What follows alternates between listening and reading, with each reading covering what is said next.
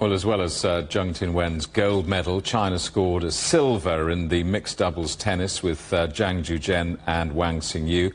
The high profile enjoyed by China's successful players, particularly since Beijing hosted the 2008 Olympic Games, has helped fuel a $4 billion annual tennis market in the country.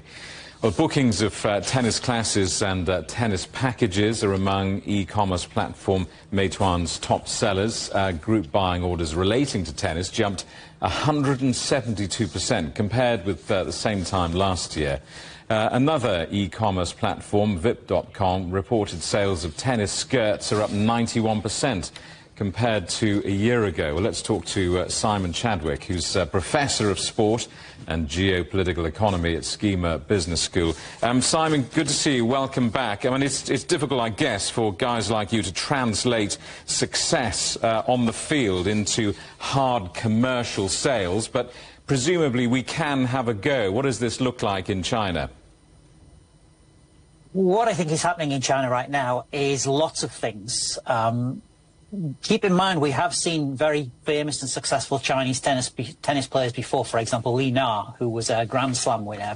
But what has happened since Li Na is the government has invested more heavily in tennis and the development, not just of people playing tennis, but of tennis infrastructure. At the same time, I think tennis has become a middle-class fashion, so you've got certainly more affluent members of Chinese society playing the game. And it's worth keeping in mind, too, that that tennis is a global phenomenon. It's a global sport, so it's not a regional or a continental sport. People across the world watch it. So you are seeing, for instance, Chinese commercial partners, Chinese sponsors, even some Grand Slam sponsors coming from China.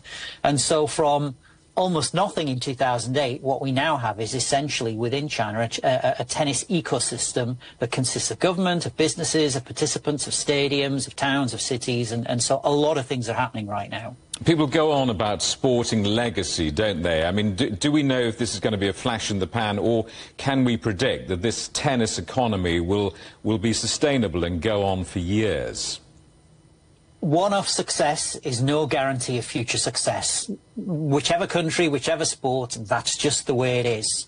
And what now has to happen is now China is achieving some success. It needs to continue to invest. It needs to continue promoting investment in the sport.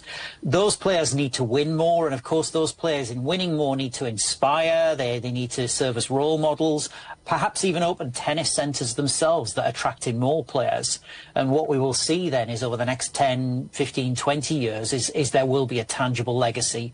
But we certainly can't assume that 2 medals, a gold and a silver, will ultimately lead to more medals in the future. It simply doesn't work that way. I mean, commerce aside, presumably tennis success on the pitch, winning gold, really does inspire a new generation of Olympians who will watch this and think, I'm going to do that. We got a great example in Britain in 2004. We won a gold medal at the Athens Games in cycling, and over the next 15 years we saw a huge boom in cycling in the UK, and that came in terms of elite performance athletes, and we've achieved a strong track record over the last 20 years since then.